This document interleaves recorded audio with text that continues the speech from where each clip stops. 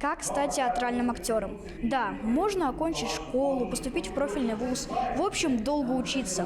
А можно стать на школьную сцену прямо в моем возрасте. И сейчас я вас научу, как. Международный день театра в Доме молодежи Республики Башкортостан названы победители окружного фестиваля «Театральное Приволжье». В церемонии принимают участие финалисты этого года. Расскажи про этот театральный фестиваль.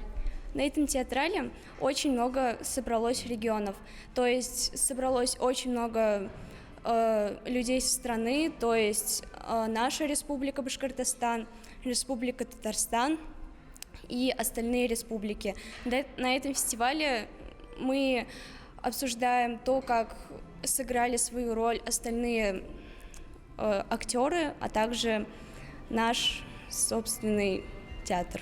Расскажи про работу, которую вы здесь представляете. Мы представляем работу «Память».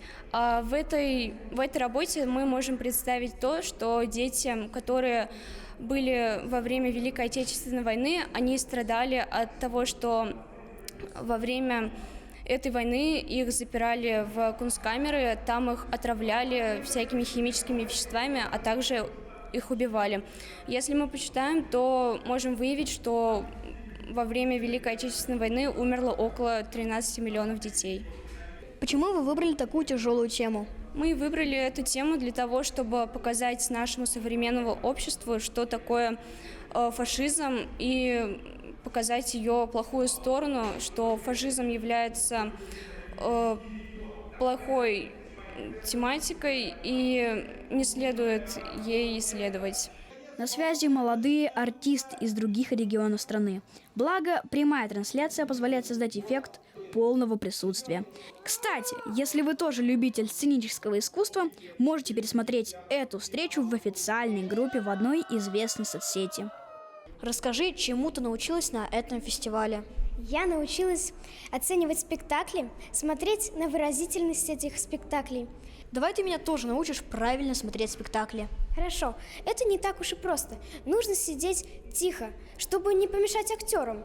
Ведь они могут сопнуться, забыть. И потом прервется сцена, в которой они играли. Еще надо отключить телефон, потому что это тоже помешает актерам. Кстати, победить на этом фестивале не только приятно, но и выгодно. Ведь лучшая театральная студия получает приятный денежный приз. В этом году коллективы Башкортостана не попали в тройку лидеров. Но все равно есть за что радоваться. Ребята из театра «Диалог» Белорецкого района на 5-м месте, а детский театр Бишбулякского района на 12-м месте. Поздравляем! Здесь ребята могут познакомиться с единомышленниками, научиться новому от крутых профессионалов в этой сфере. В общем, такое вдохновляет на большее. Риваль Сулейманов, Ильшат Давлетбердин, специально для Горы новостей.